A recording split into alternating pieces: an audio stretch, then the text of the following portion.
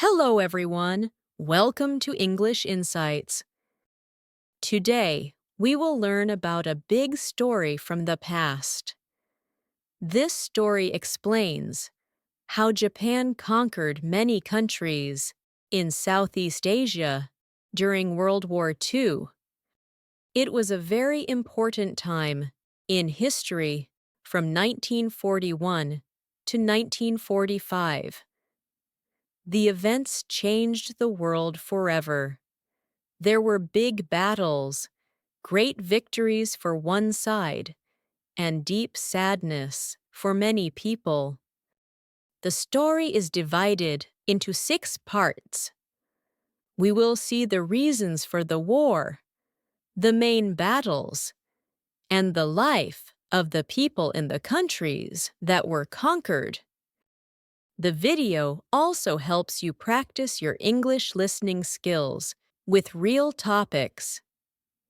Now, let's begin. Part 1. The reasons for the war. The story begins before the war.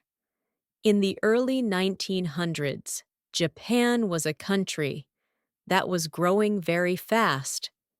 Japan wanted to be a very strong power, just like the countries in Europe. But Japan had a big problem. The country is small and has no oil, no rubber, and no metal. These things are very important for a country to be strong and to make many goods. Japan needed these resources. They needed them for their factories and for their army. Without these resources, Japan could not continue to grow and to build its power. This lack of resources was like a big wall in front of Japan's plans. The country felt that the world was unfair. The big European countries had so much, but Japan had so little. At the same time, many countries in Southeast Asia had these important things. Countries like Malaysia, Indonesia, and the Philippines had a lot of oil, rubber, tin, and other important materials. But these countries were not free. They were controlled by big countries in Europe, like Britain, France, and the Netherlands. The Philippines was controlled by the United States. These European countries were very powerful, and they were very rich because of the resources from Southeast Asia. They had been in control for many years. Japan looked at these rich lands in Southeast Asia and had a big plan. The Japanese leaders believed that these resources should belong to Asian countries, not to European countries that were far away. The Japanese leaders wanted to have these resources. They wanted to build a big empire in Asia. They called their plan the Greater East Asia Co-Prosperity Sphere.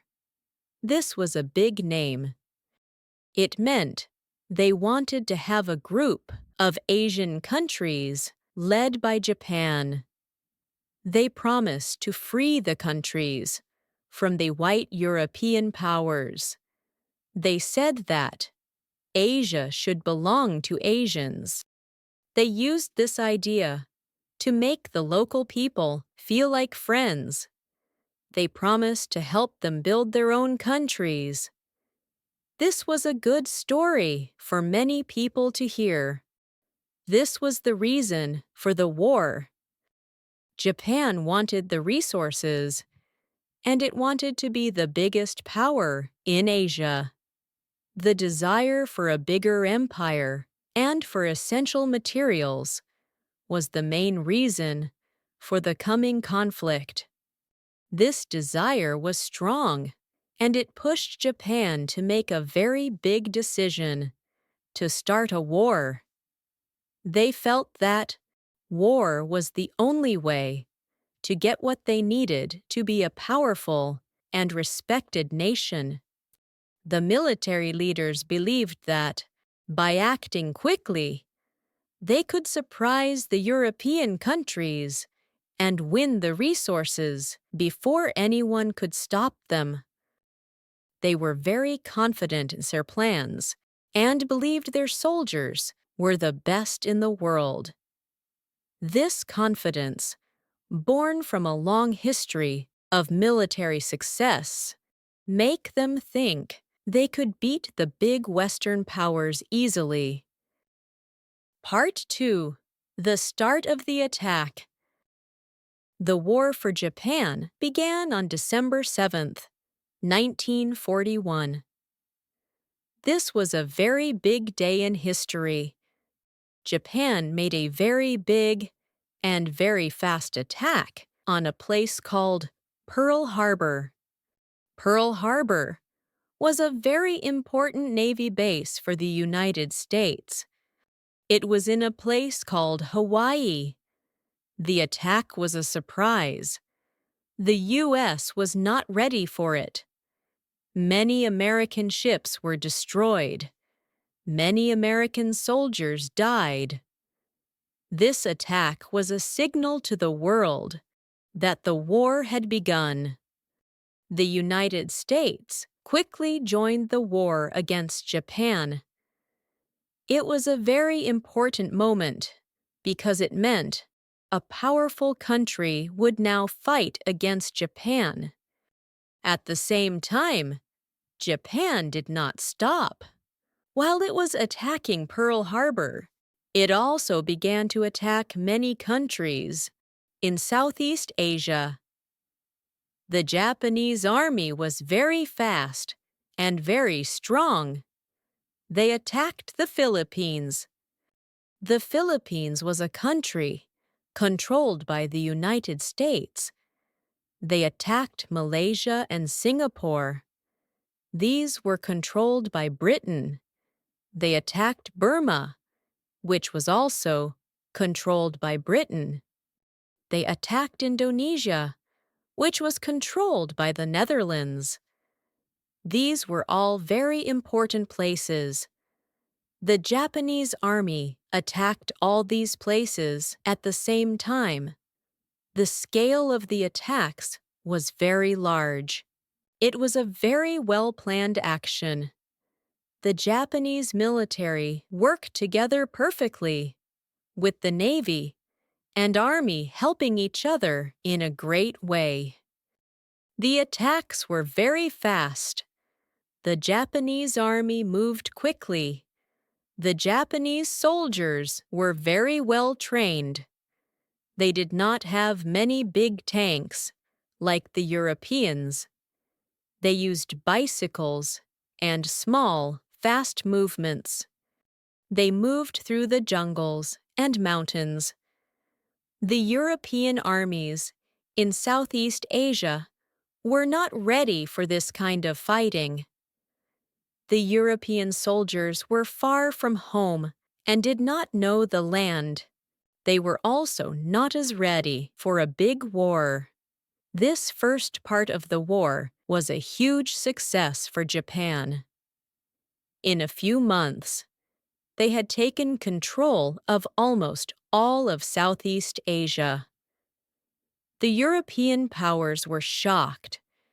They had lost their rich lands very quickly. It was a very big change in the world. The speed of the Japanese advance was something no one had expected. It felt like the old empires were falling apart in a moment.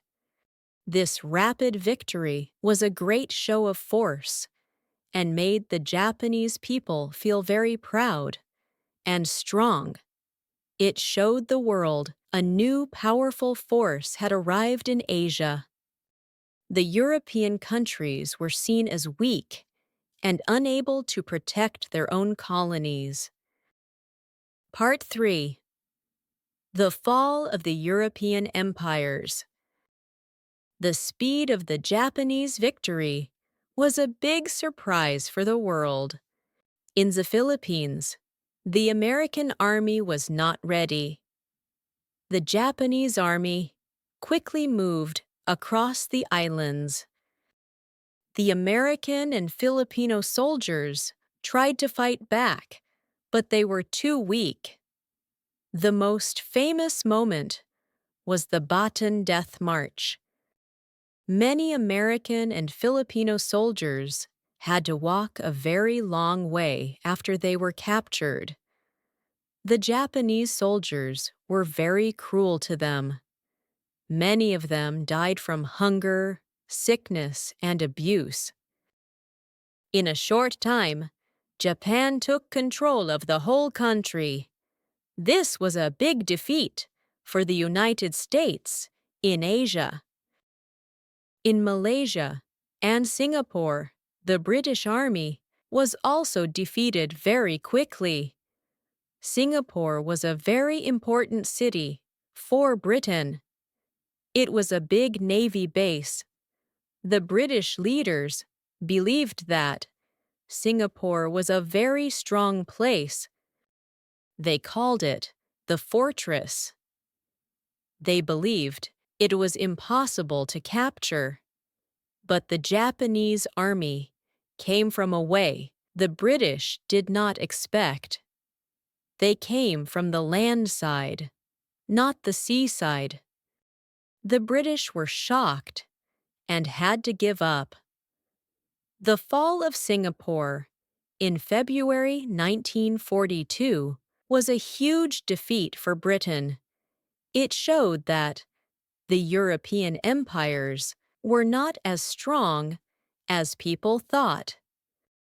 It was a big symbol of the change in power.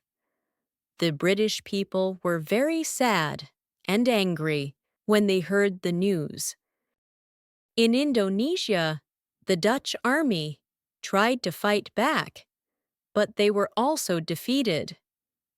The Dutch leaders could not send help to their soldiers in Asia. In Burma, the British army had to run away from the Japanese army. In just a few months, Japan had defeated 3 of the world's most powerful countries. Japan had taken control of a very big part of the world. They had the oil from Indonesia, the rubber, and tin from Malaysia, and many other important things from all these countries. It seemed like the Japanese plan to build a big empire in Asia was a big success. The people of Southeast Asia were now under a new rule. The European empires had fallen. The world had changed completely. It seemed like a new world order was coming. Many people in Asia felt a sense of pride that a fellow Asian country had defeated the European powers, even if they would soon feel the hardships of the new rulers. The old way of life was gone forever. Part 4: Life under Japanese Rule. After conquering the countries, Japan started to build its new empire. The Japanese leaders told the people of Southeast Asia that they were free from the European countries. They said that life would be better now. They told the people they were now a part of the Greater East Asia Co-Prosperity Sphere. In the beginning, some people in these countries were happy. They were happy to see the Europeans leave. They felt hope for a new life, but this hope did not last long. The Japanese rule was very hard. Life for the people became very difficult. The Japanese army was very strict, and often very cruel. They forced local people to work for them. Some people had to work on farms to grow food for the Japanese army. Others were made to help build roads and bridges. The work was very hard, and many people were not paid. This was a form of forced labor. Many people died from hunger and sickness. The Japanese army also took a lot of food and resources from the local people. The people had very little to eat. This made many people very hungry and weak. The Japanese also tried to change the culture of the people. They wanted the people to learn Japanese and to respect the Japanese emperor. They burned books that were written in other languages. They tried to stop the people from having their own culture. But this made the people very angry.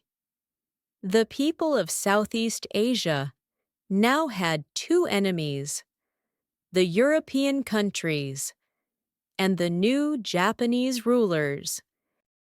This period of Japanese rule, though short, was a time of great suffering. But it also had a very important effect. It made the people of Southeast Asia want freedom and the chance to have their own countries. The Japanese victory over the Europeans showed them that it was possible to be independent. They saw that the European countries were not invincible. The experience under Japanese rule gave the local people a strong sense of national pride and a new wish for independence. They saw that a country could stand on its own feet. Part 5. The Turn of the Tide. The Japanese victory was very fast, but it did not last forever. The United States, Britain, and their friends were now fighting back. In 1942, a very important battle happened at sea. It was called the Battle of Midway. The Japanese Navy was very big and very strong, but the American Navy won this battle. This was a very big defeat for Japan. After this, Japan could not win the war at sea. They started to lose. The United States and its allies started to move closer to Japan. At the same time, the Allied armies began to fight in Southeast Asia. The British Army came back to Burma and fought a long and difficult war. The American Army, led by a man named General MacArthur, came back to the Philippines. They fought many battles to take back the islands. The Japanese army fought very hard, but they were starting to lose. They were far from home and did not have enough food or weapons. Their supplies could not reach them because the American Navy was now very strong. The fighting was very difficult. Many people, both soldiers and local people, died in these battles. In some places, like the Philippines, the Japanese soldiers fought to the last man. They did not want to give up. But in the end, they were defeated. By 1945, the American and Allied armies had taken back almost all of Southeast Asia. The Japanese Empire was now very small. The war was close to its end. The defeat of the Japanese military in Southeast Asia was a long and bloody process, but it showed that the initial Japanese victories were not the end of the story. The Allies' stronger industrial power and better plans slowly wore down the Japanese military. The local people also helped the Allied forces, fighting as part of small groups to help defeat the Japanese army. This help was very important for the Allied victory. Part 6.